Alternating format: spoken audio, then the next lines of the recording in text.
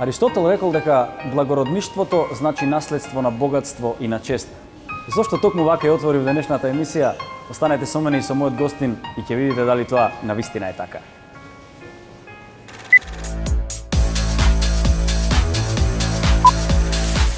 Викаат дека точноста е одлика на големите луѓе и на сите джентлмени пред се. Затоа јас како вистински джентлмен во подем, джентлмен кој што го трасира патот на джентлмените во оваа држава, секогаш си носам часовник и секогаш гледам да видам 5 минути најмалце пред договореното време.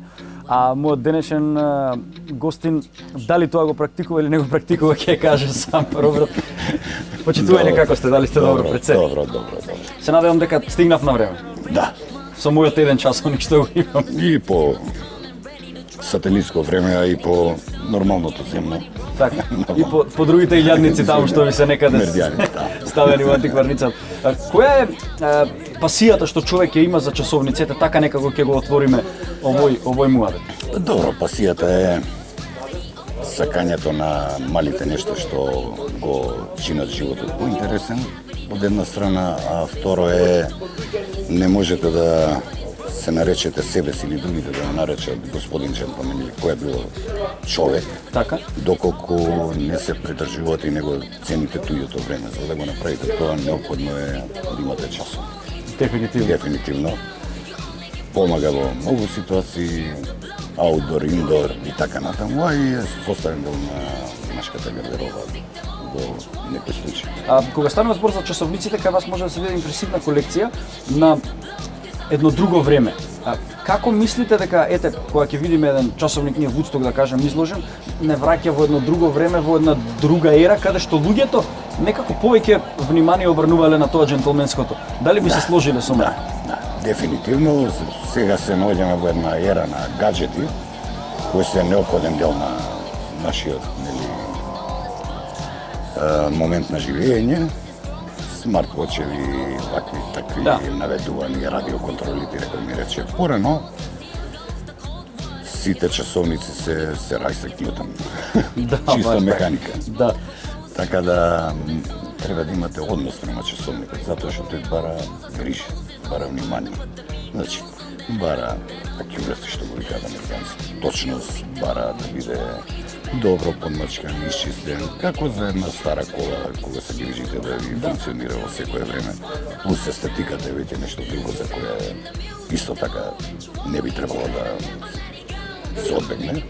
Бидејќи постојат милиони часовници кои, така, можат да допринесат ко супотребната вредност за мерење на времето и кон човечкиот аутфит. Некако кога ќе се спомнат тие ордени, се нешто нас не потсеќа на кралство, на царства, на нешто големо, а никако тоа да го поврземе и со нашата Македонија, а тоа го имаме и кај нас. Буквално од кога постои човекот, постојат и одличјата, ја така би ја нарекол. Полно автори се врзуваат со организираните антички држави, каде што тоа е на ниво на државна политика. Меѓутоа, уште од преисторијата човекот ставал на себе заби, скалпови од мечки, од тигри и така натаму, со кој докажал својата храброст, умешност да ја нахрани племето, фамилијата и така натаму. Понатака тоа се дига на ниво на државна политика, едно од најголемите средства на дипломатија во тоа време. Античката македонска држава, античката римска држава, сите тие имаат своите модели, сите многу користиме зборот триумф, а никој од нас не знае дека триумф уствари означува највисокото признание што еден генерал и една војска може да го доживее како таков и е државна почест. Нешто слично на нашите ракометари кошаркари што беа пречекани триумфално. Тоа е највисокото почест во едно општество историски што може да доживее некој. Некаде во средниот век, да кажеме, ренесансата, 15-16-17, почнуваат да се воспоставуваат првите редови, така наречени темпларски витешки редови, најпознате. Меѓутоа, тие се така, малце се поврзани со племството. Бидејќи стануваат за луѓе кои не се исклучиво благороднички работи, меѓутоа според своето однесување стануваат некои видни членови во општеството и прибираат го тие редови, бидејќи им требаат. И автоматски, како носител на редот, го добиваат тоа одличие. Некој тоа го прави, да кажеме, Јерусалимската болница, првата од крстоносните војни Фрањевците, што ја прават. И така да се раѓа орденот на Свети Јуреј, како сакате кажете го, до ден денеска крстот за милосрдие, каде што сите ранети се прибираат, се дава од обични луѓе кои сакаат да помогнат на поголема цел. Република Македонија во 2005 година се одважи, ние бевме дел од системот на поранешна Југославија како суверена членка на Социјалистичка Република Македонија и сите југословенски одликувања, ордени и медали може да се каже дека се и македонски, меѓутоа има идеолошки предзнак, беа со комунистичка определба. Така. Затоа што 45-та дека сака некој да победи, не комунистите го имаат направено тоа. Меѓутоа, за разлика од Варшавскиот пакт, ние бевме Royal Communist, што би рекле англичаните, кралски комунисти, затоа што сите одлични инсигни од тоа време беа правени по сите европски стандарди, по сите статусни книжки, редови, ордени, така да до ден денеска се една од најбараните теми на колекционерите во светот, не само кај нас. Интересен податок. Да. Надоврзувајќи се на таа политика, председателот нека му е лесна земјата, Борис Трајковски, се одважи да направи некој малец со исчекор да Република Македонија тогашно да воспостави своји ордени и медали.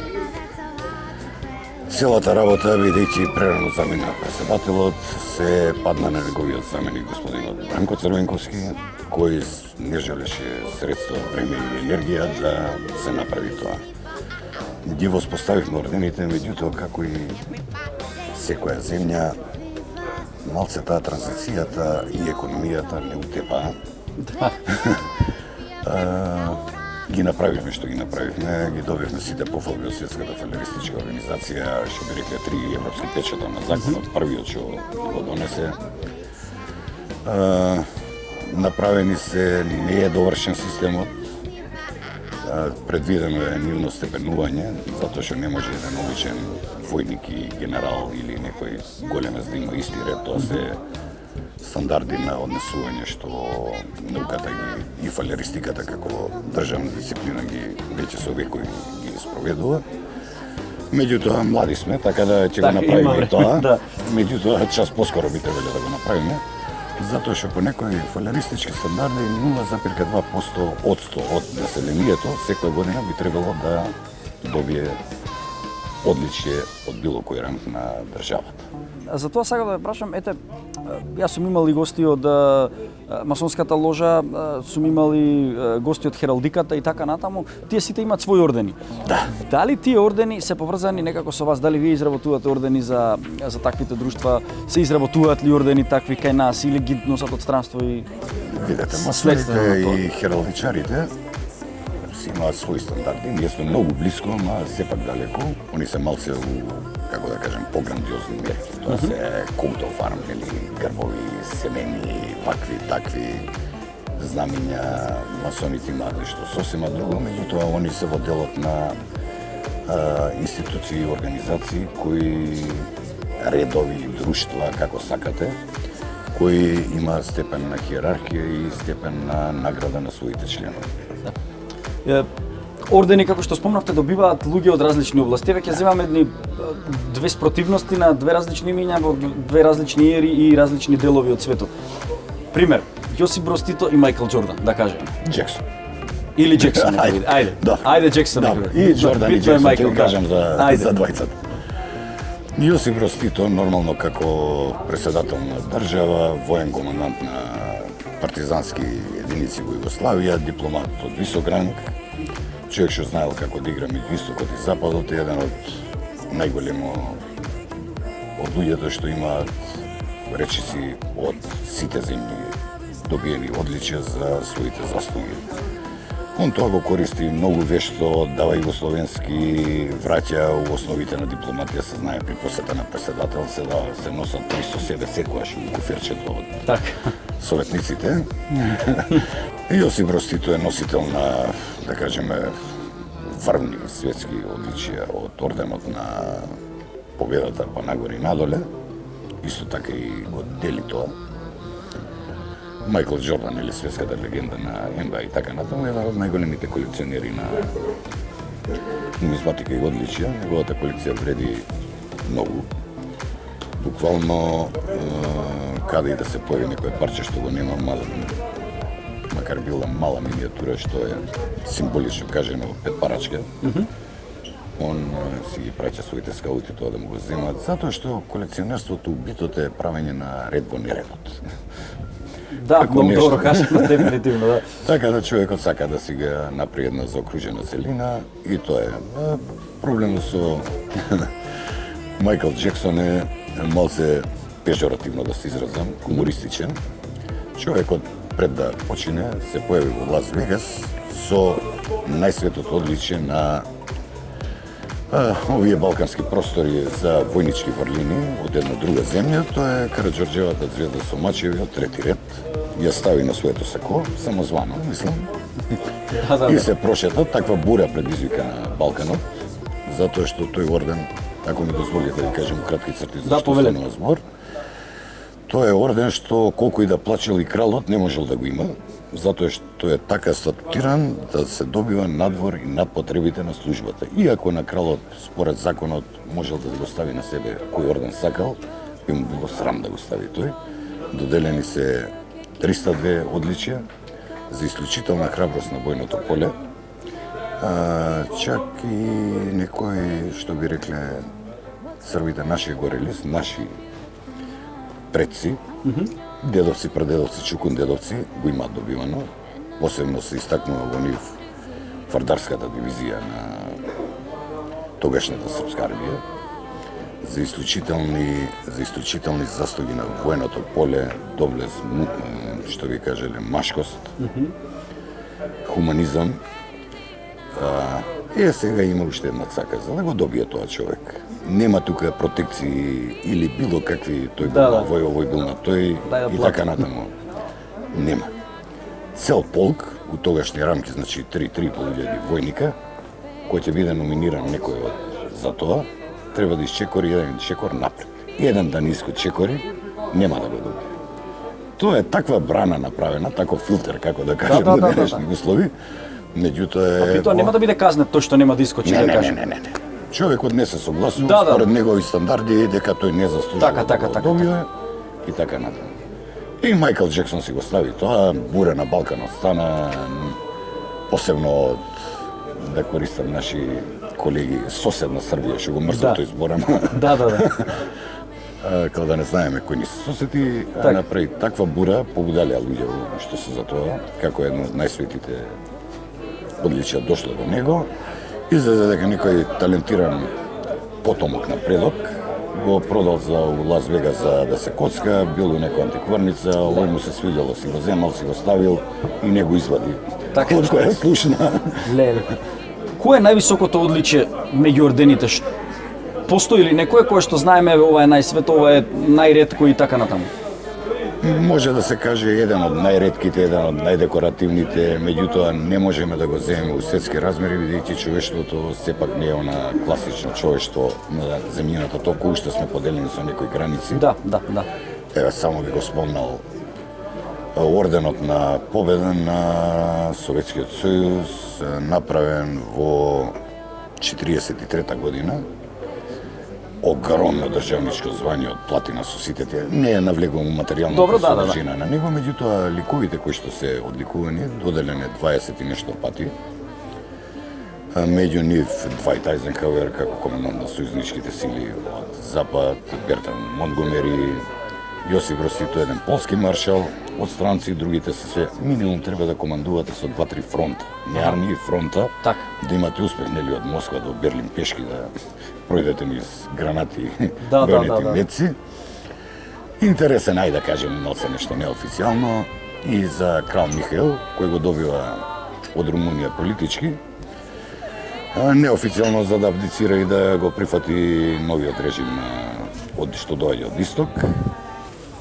човекот абдицира една година подоцна, после тоа се губи трагата на тој орден, наводно внукот него го дава на некого, па некои сериозни служби идат на тој човек што го купил, му нудат нешто што не може да го одбие, нели као од кум. Така, Да се направи што не може да и се враќа назад, така да тој е еден од тие што е така пореномиран. Француската легија на честа ја има многу, меѓутоа е високо признание. Меѓу другите би го спомнал и највисокото македонско одличие, доделено само 5 пати. Орденот на Републиката. Постои големо шоу и представа за негово давање. Само еднашка тоа се дешава, кога председателот Киро Глигоров го добива за својата долгогодишна, нели, политичка и бил секаква работа, и посмртно председателот Борис Трајковски на Скопското кале, затоа што нормата пропишана за негово добивање десетици артилериски плотуни од 12 артилериски орудија, гарда и така натаму, малтене чекор пред триумф, за да се добие. Не замерат, нели, традицијата наша, ние вака, така, ти реков ми рече, ние всушност имаме традиција од кога свете и века на овие простори за одличие. Би го спомнал само едното, нели, орденот на, или споменицата Илина, која, како што ни се во шала фалеристичките кругови на Европа и на Балканот ја вика Тито својим илинденцима.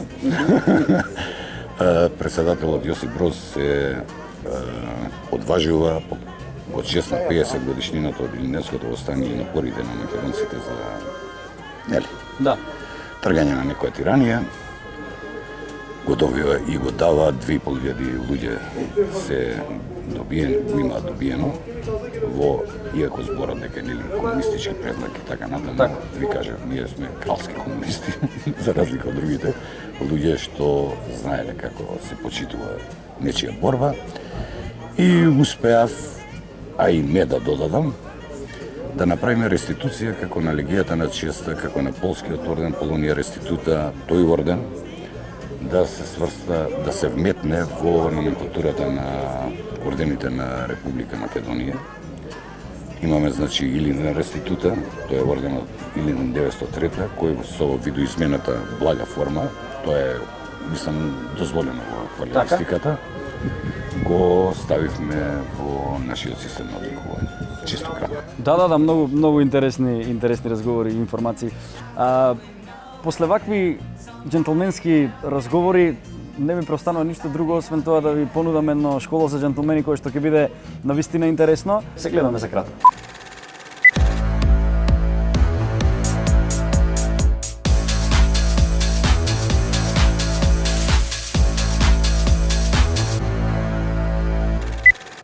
Добро вечер, јас сум Елефтериос Алагјоргос, executive chef во ресторан Фор во Парк Хотел енд Спа, и вечера за джентлмени ќе спремеме еден тартар бифтек со тартоф.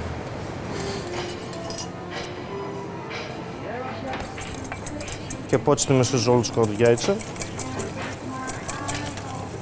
и сенф.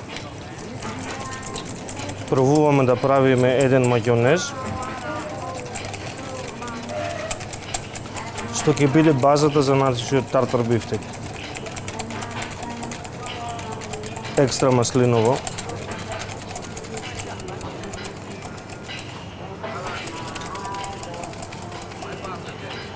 Бибер. Сол.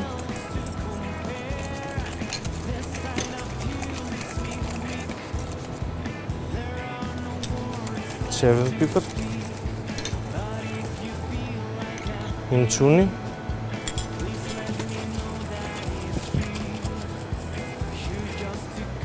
Кромит.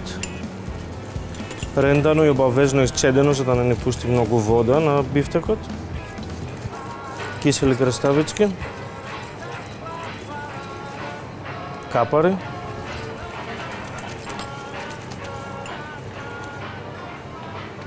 Чеден лимун и коњак. Ние ставаме тартуф, не мора да ставите ако не сте љубители на тартуф.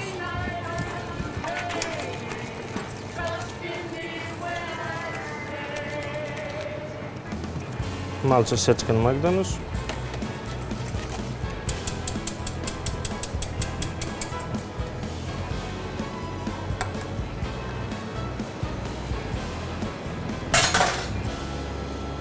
И сега го спробувате, за да знаете дали ви фали нешто.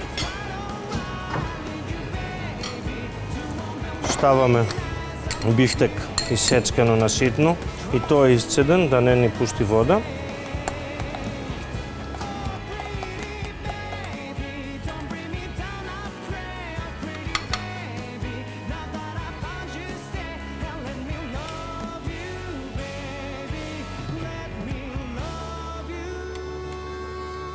You're just too good to be true.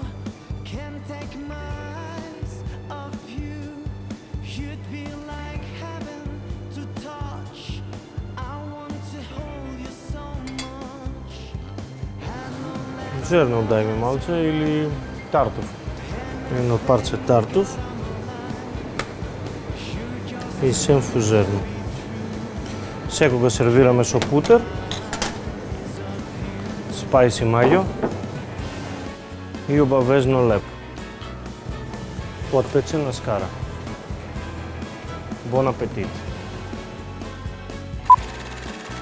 Се надевам дека ова што го видовте и од ова што го видовте можете да искористите неколку совети за трасирањето на джентлменскиот пат од сега па натаму до крајот на векот. Исто така што намерно не го напоменав е тоа дека од сите титули кои што ги набројав претходно за мојот гостин е дека човекот е и професионален, страсен новинар и нешто што морам да го прочитам. Шеф на канцеларијата за одличие и редови на Светиот Македонски крст при Струмичката православна епархија на Македонската православна црква. Ова немаше да го запамтам, извинете, и да сакав, ќе ми требаше малку време. Човек со толку многу титули, кој од сите тие титули ви е најдрага, да кажам? Гимназијски матурант, общ смер. Најубаво, да, буди едно време и едни спомени. Обично, кој ќе ме прашаат, го кажувам тоа. Така? Повеќе во шала, меѓутоа, гимназија како гимназија, на човек му дава широк спектар на знаење за тој што сака да учи. Така. И токму поради тоа си го сакам, бидејќи патот трасирам во сите области, да кажеме, за тој общ смер, значи од математика до историја до латински, што ти не таму учевме по 18 предмета, она реалка, класична, како првичен некој посериозен зафат на индивидуата да тргне во истражување поголемо кон одредени области, науки, дисциплини и така натаму. Надвор од она што е програмирано со гимназиското, така да таа си е таму. Добра основа за станување джентлмен понатаму, Да. Кога сме веќе цело време во таква емисија изборуваме за джентлмените, сега сакам да ве прашам малку да преминеме на тој аспект джентлмени. Што за вас представува поимот джентлмен? Како вие го гледате тоа? Джентлмен е лична состојба на духот, која дали е верификувана од страна на заедницата, окружувањето или не, е веќе друг проблем, меѓутоа по мои некои стандарди, джентлмен е човек што држи до себе, до свој збор. Есенцијално е да биде едуциран максимално во било која област, општи познавање нормално познати се за се, меѓутоа да биде човек што сега не да кажем да се снајде во секоја ситуација, меѓутоа да не изгледа така малце глуп. Во некој така збунет, од некои лажни величини и така натаму. Доблести што го красат, ај се малци библиски цитати да давам, нели? Прави добро, прави го она што сакаш да ти го прават тебе. Исто така од една од карактеристиките на джентлмен, човек со манири, однесување, нитка на милосрдие и многу тие изми кои го красат еден господин. Не можам да не го пофалам вашиот стил на облекување, кој што навистина е доста импресивен. Малце ми ласкате меѓутоа. Не ви ласкам затоа што навистина токму за тоа цело време правам паралела на емисијата понекогаш и сега. Порано многу повеќе можело да се видат вако облечени ликови тука низ оваа чаршија каде што сме сега. Сега тоа е некако поретко. Го негувате ли овој стил или е само за емисијата вака се облече? Тоа сакав да најдам, можете да прашате било кого, значи од секој ден. Мислам, ај сега да не глумам лудило, да викам сведоци и така натаму, меѓутоа секој ден да. Иначе не би бил јас тоа. Тоа се должи на односот кон делото. Убаво го спомнавте тој дел за секој ден. Искрено, одма се гледа на човек, дали ги облака на погреб, свадба и ако треба да иде негде као делата, или секој ден е у норма на облекување. Сега нормално има неколку варијанти, може и полуцилиндри, фраки, зависи од пригодата. Меѓутоа, и во кежуал варијанта човек може да држи до себе и да облече Како не? нешто што ќе помине како што треба да му доликува на еден джентлмен. Тука некаде пред крај на овој наш разговор сакам да прашам едно, тешко ќе го наречам прашање. Зборуваме цело време за едни ордени кои што ги даваат за заслуга некаква, но сепак тоа е нешто материјално. Каде што го продолжуваме својот животен век или задгробниот живот или душата, каде што или како сакаат луѓето нека го наречат, спомнав неколку термини, нека се одберат сами. Тие работи не можеме да ги земеме со нас. Интересно прашање. А луѓето колекционери себе да кажем зимаат работи, трупаат, некои ќе кажат, не разбирате што сакам да кажам, да. Правите, значи станува збор нели за бесмртноста како светски поим. А некој тоа го прави со своето однесување, успеси во работа, плодотворно истражувања, носење новини. Меѓутоа, колекционерите, нели, ај сега пати старите тези сме дошли на овој свет, така, нели, голи таквичи сидеме, што и точно. 99% од светските колекционери го ставаат тоа на следните поколенија за да се спаси од заборавот.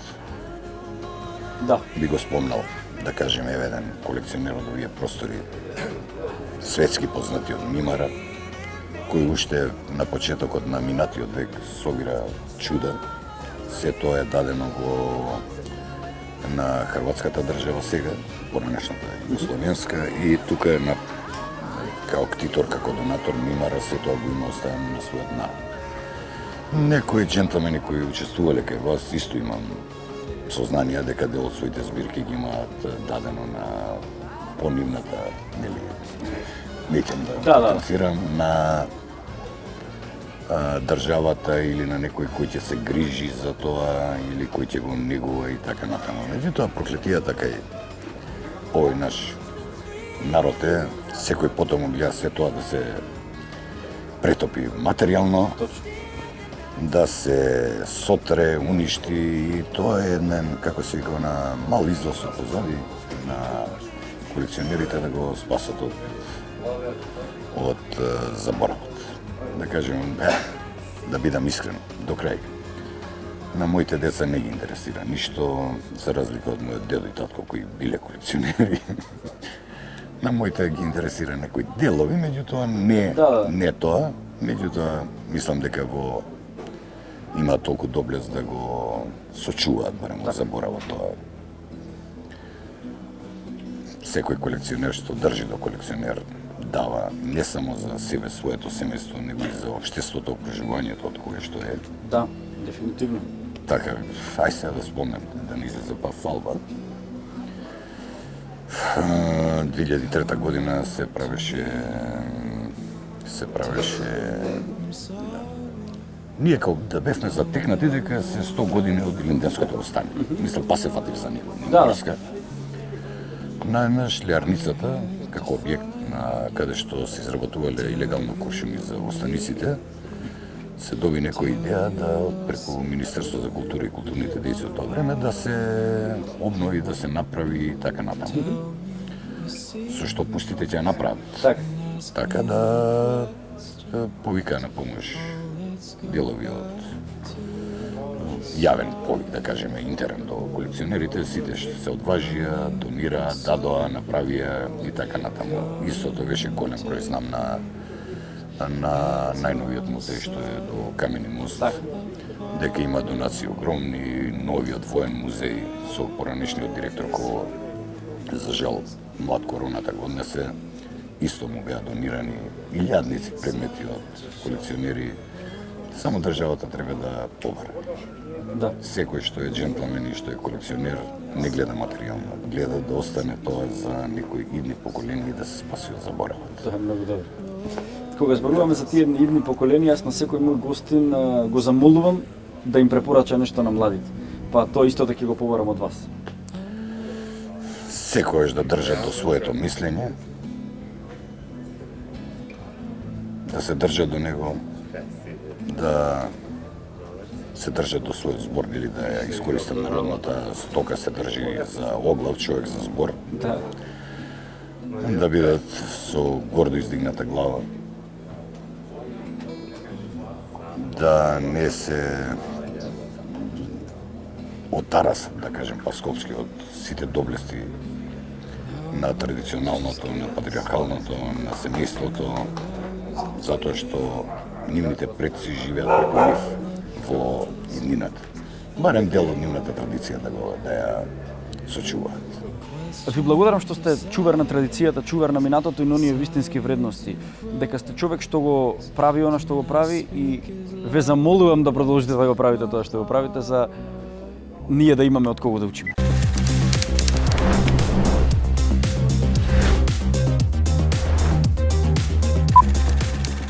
Сакав да ви кажам дека секогаш сум имал некои навики од сабајле на вечер, целиот живот. Тоа и ден денеска ме прати тоа. Значи ја на сабајлето, апсолутно ја тоа, некогаш кога сум бил пушач, сега више не пушам, кафето и обавезно цигара.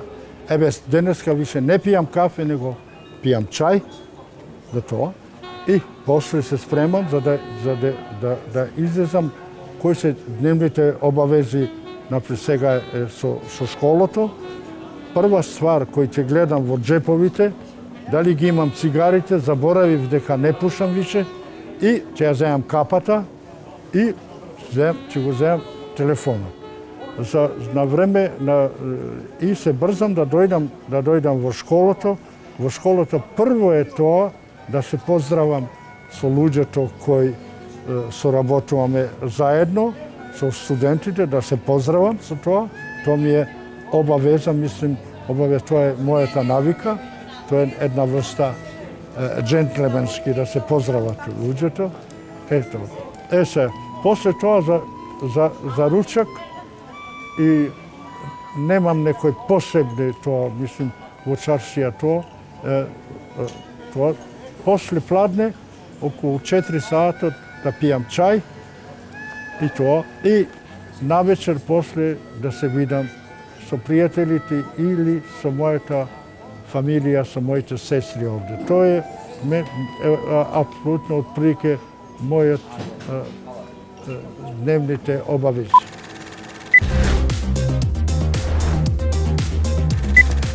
Се што ни се случува во животот е поради чекори кои што самите сме одбрале да ги направиме. А за повеќе вакви совети гледајте мене, Джентлмен магазин и Македонската телевизија.